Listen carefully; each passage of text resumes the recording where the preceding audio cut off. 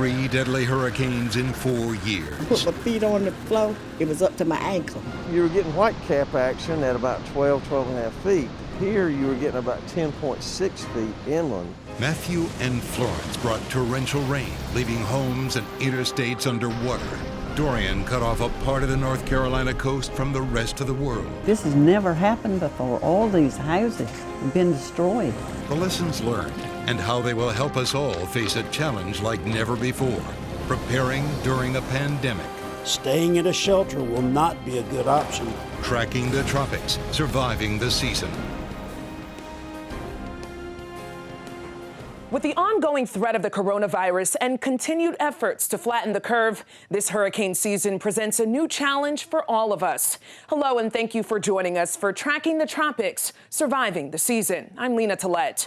This season is already shaping up to be a very busy one. We've already passed the record for named storms this early in the season. From socially distancing in shelters to revamping your storm kits, preparing for a natural disaster during a pandemic looks a lot different. This half hour will show you how state emergency leaders plan to balance the challenge of keeping you safe from the storm and coronavirus.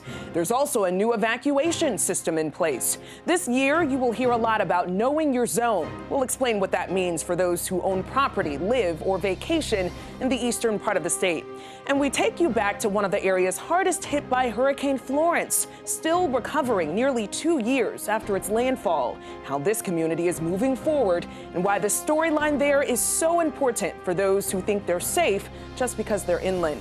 Whether you were affected by them or not, storms that hit North Carolina over the past 5 years earned their place in the history books. They should serve as a lesson for all of us as we look forward to a new season.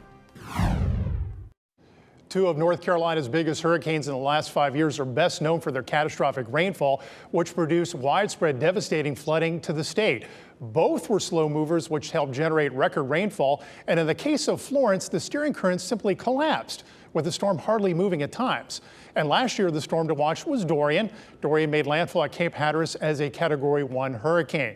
Matthew came into North Carolina in early October of 2016. It generated double-digit rainfall totals in the Fayetteville area. That prompted river flooding. Most of the 28 people killed as a result of Matthew drowned during or after the storm. Florence was even more devastating and pretty much in the same location as Matthew. There was an astounding 35 inches of rain in Elizabethtown, over 26 inches of rain in the Wilmington area. 36 people in total lost their lives in North Carolina from Florence. Last year, Dorian made landfall along the Outer Banks. Some residents were trapped in their attics on Ocracoke Island due to a 4 to 7 foot storm surge. 190,000 people lost power. 3 were killed here in North Carolina. Now, this year, we look ahead to a very busy season, which is moving at a breakneck pace and matching predictions for an above average season. We look for certain signatures in the atmosphere that point to a busy season, and we're seeing that. There's a possible La Nina, warmer than normal sea surface temperatures, and weaker wind shear. We are already ahead of the 2005 hurricane season, and the number of storms seen this early in the season, that season produced 28 named storms, with Katrina, Rita, and Wilma striking the U.S. Tropical Storm Arthur was the first of the season. It came 2 weeks before the official start of hurricane season. The system developed in South Florida and moved over the Atlantic before bringing several inches of rain to the Outer Banks. Tropical Storm Faye formed off the Carolina coast in July, stirring up rip currents off our shore before making landfall in New Jersey. Tropical Storm Cristobal made headlines in early June ahead of a landfall along the Gulf Coast. It prompted conversations about preparing for a natural disaster during a pandemic. From shelters to evacuees to what's in your emergency kit, this year our storm preparations will look a lot different. Amanda Lamb shows us the changes you can expect. During Hurricane Florence, a shelter here at Southeast Raleigh High School housed 450 people. But due to new rules because of the coronavirus, every shelter resident must have 115 square feet. That's about a parking space and a half. When Hurricane Florence targeted Wilmington in September of 2018, Ann Taylor knew she had to get out. WRAL spoke with her at a shelter at Southeast Raleigh High School. Something inside me said, don't take any chances. Just like they said the Titanic was safe and unsinkable, look what happened. But if a hurricane comes her way this year, Taylor is making other plans. Because you would not go to a shelter now. No, not at all. Because then you have to worry about COVID. Normally, a gymnasium where you could, pack a lot of people in, now you have to have them spaced out. North Carolina's Emergency Management Director, Michael Sprayberry, says the state is working on a plan on how to handle emergency sheltering in light of the pandemic. He says it won't be easy. We've been in contact with a number of hotel chains, and we have access to over 30,000 rooms. We'll be lessening the number of people in a particular shelter to the best extent possible. But the most important part is people have to get out of the storm. They have to be safe. The American Red Cross housed 22,000 people in 122 emergency shelters before, during, and after Florence. Due to the pandemic, they will not only have less space, but will offer fewer resources, so there is less sharing. They are asking people to bring everything they need, from food to bedding. But we don't have to have cots, we don't have to have blankets. It'll be a different environment so that we are keeping people safe. For Taylor, being safe means not going to a shelter this time. And if I have enough time, I could have one of my daughters come from up north and come down here and get me. If not, I'll just have to write it out in this apartment. So the takeaway from state officials is make a plan not to go to a shelter during a hurricane. Go to a hotel or a family or friend's house. Amanda Lamb, WRAL News, Raleigh. No matter where you end up riding out a storm, you could still see flooding. That's why it's important to familiarize yourself with the area ahead of time. Flooding is the second leading cause of fatalities from landfalling tropical systems. Torrential rain from tropical cyclones can cause flooding hundreds of miles inland that can last for several days. And in recent years, North Carolina has been hit hard by inland flooding, most notably during Hurricane Florence. 17 people died due to inland flooding during Florence, and flooding cost billions of dollars in damage. To help North Carolinians determine the risk of flooding in their own home, the Flood Inundation Mapping and Alert Network, or FIMAN, was created. Here, you can let the webpage use your address or type in your address in the upper right-hand corner to determine the risk of flooding in your area. This website shows real-time data on all stream water levels nearby, and when flooding is forecast, the map will indicate which areas could flood in blue down to your street. Go to WRAL.com and search hurricane for the link to this tool right at the top of the hurricane page. Let's take a closer look at the newly formed Know Your Zone program and how it affects you and your family no matter where you live. The classification is meant to simplify the evacuation process for local officials, residents, and visitors. Some counties have only one zone. Others can have up to 5.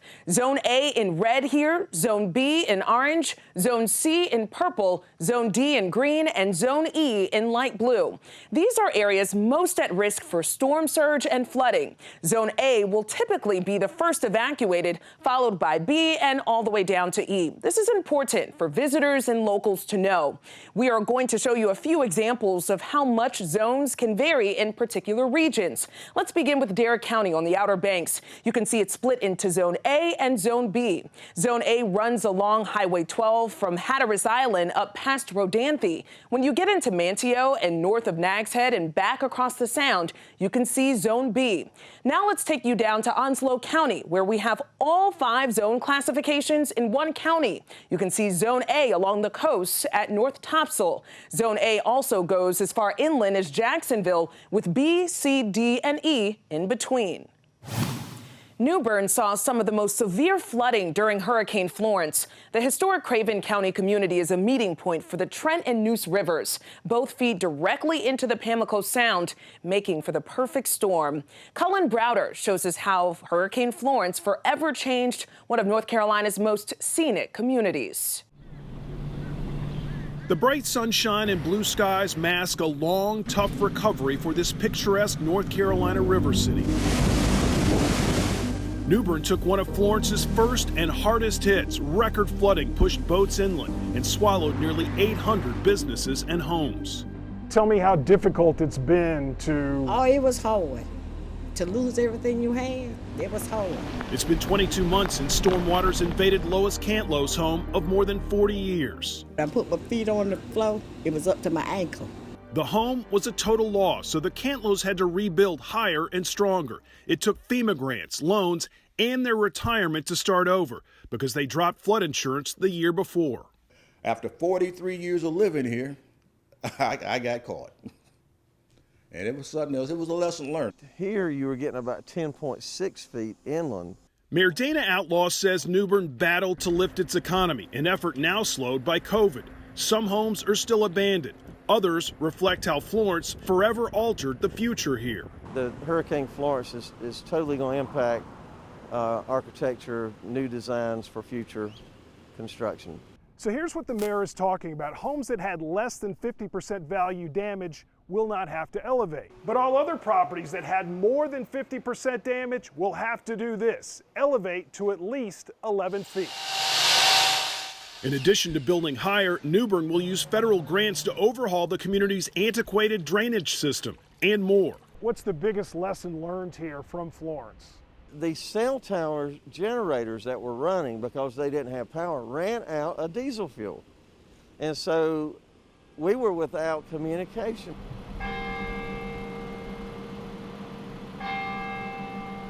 The mayor says his city continues working together to move past Florence. This can traumatize a community. It can also strengthen resolve. When your home was destroyed, did you ever consider giving up? No. Never consider giving up. Because this is your home. This is my home. Cullen Browder, WRAL News, New Bern. Hurricane Lorenzo might not ring a bell to you, but it's blamed for at least 4 deaths in the Carolinas in 2019, and it remained thousands of miles off our shore. And recovering from the 1-2 punch on the Carolina coast. First Dorian, then the economic blow from the coronavirus. How 2 very different threats led to a common approach in getting back to business.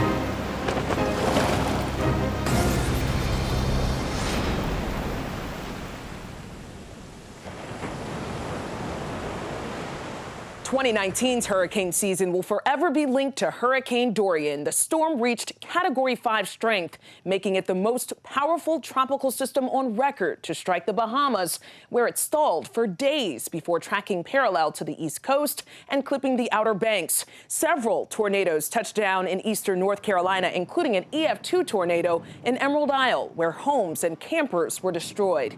The other Dorian headline in North Carolina quickly shifted to the storm surge flooding on Ocracoke Island, where crews had to rescue people trapped in their homes. The damage forced the island to shut down to visitors for months. The reopening stalled even further with COVID-19. While people typically go far away from the coast leading up to, during, and after storms, it's proven to be a destination for those looking for a change of scenery, which still allows for social distancing. June brought nearly 400,000 visitors to Cape Hatteras, a number they haven't seen in June since 2002.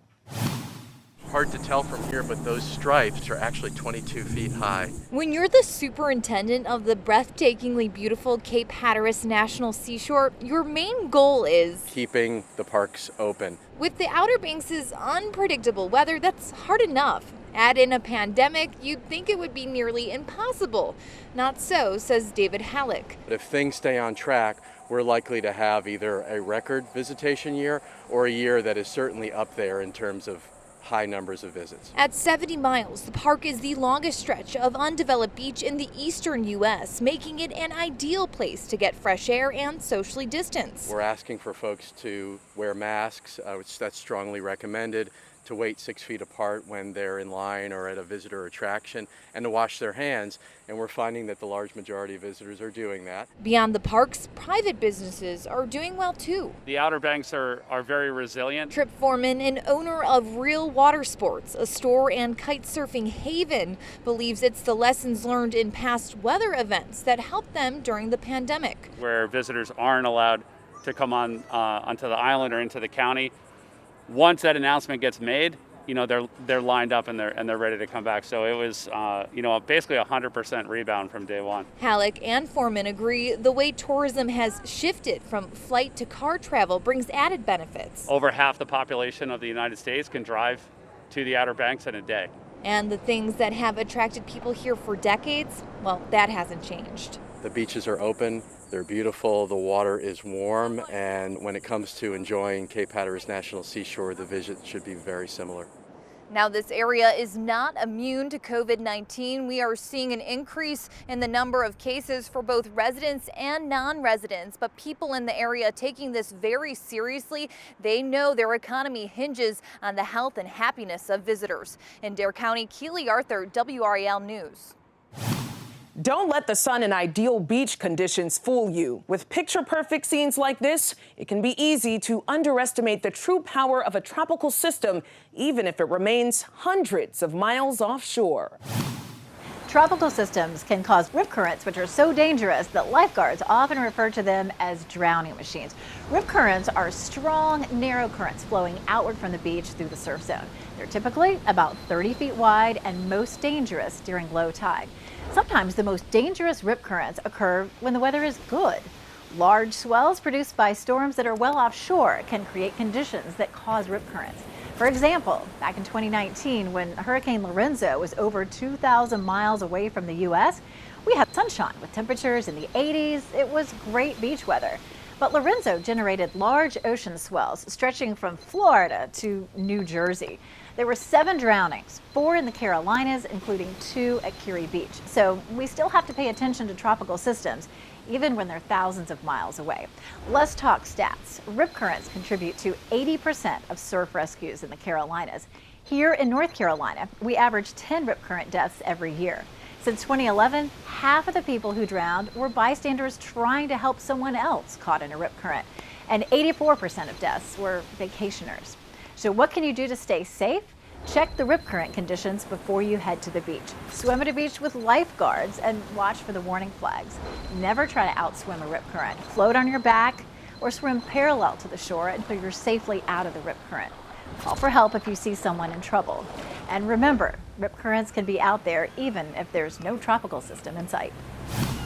As Florence and Matthew showed us in recent seasons, it doesn't matter where you live in North Carolina. Tropical systems can and do present a threat for all of us. The 3 things you can do now to make the recovery a lot less stressful. Next.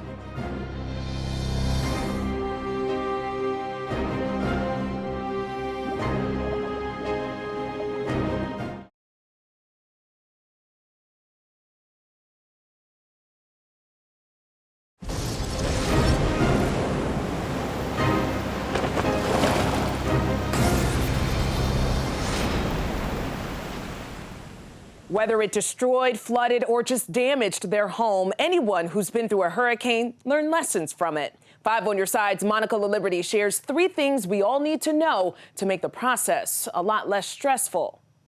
Of course, we all know we need supplies, right? Because nobody wants to stand in line at a store after a storm. So get things like food, water, batteries. But here's what else you need to tackle. Here in North Carolina, we know hurricanes can be devastating. The damage, loss, work, and cost to rebuild, whether you own or rent, insurance plays a critical role. Make sure you have the coverage you may need. First, reevaluate your policy. When was the last time you checked coverage limits on your home and belongings? Maybe you've remodeled or purchased new electronics or furniture. Will your policy cover repairs and replacement? Next, pull out your phone and document your belongings. Take pictures and video of almost everything you have, from appliances and dishes to towels and clothes. Go room by room and go slowly. Make sure that you can actually see the things you have should you need to file a claim. Last, consider flood insurance. We've seen so many homes flooded in recent years. Regular homeowners policies do not cover flood damage. It's important to note, flood policies don't take effect until 30 days after the purchase. Steps to take now to make things easier should a hurricane hit hard. And one more note, email your videos and pictures to yourself so that you have access to them no matter what might happen to your phone or computer. Monica LaLiberty, WRAL News 5 on your side. When it comes to forecasting tropical systems and the threat they may pose to all of us, WRAL's team of meteorologists have you covered better than anyone else. Kat Campbell shows us some of the new tools you'll notice this season, all designed to give you and your loved ones as much time as possible to prepare, no matter the impact. We have new and exclusive model forecasts this year that we're excited to share with you that you will only see on WRAL. You've heard us talk about the European model when forecasting tropical systems before. We like to use it because on average, it is the most accurate model in the world. Now we're able to use that European model run several times in a row, changing the initial number slightly each time to account for the uncertainty that the weather brings. This gives us a range of possibilities in different weather situations. Using this information, we can find the probability that a tropical system will develop or strengthen. This new product that you will see us use on air is useful not only in predicting if tropical systems will form, but also the likelihood that they will strengthen into a tropical storm or a hurricane. Keep an eye out for this exciting new model data this hurricane season only on WRAL. When hurricane season heats up, our team of experienced meteorologists, combined with the largest newsroom in the state of North Carolina, will be here to help you weather the storm no matter where you are. Download the WRAL weather app now to sign up for severe weather alerts, from high winds to flooding to lightning warnings, and to access the real-time hurricane tracker and our interactive eye-control Doppler in the palm of your hand. Thanks for watching Tracking the Tropics, Surviving the Season. I'm Lena Tillett.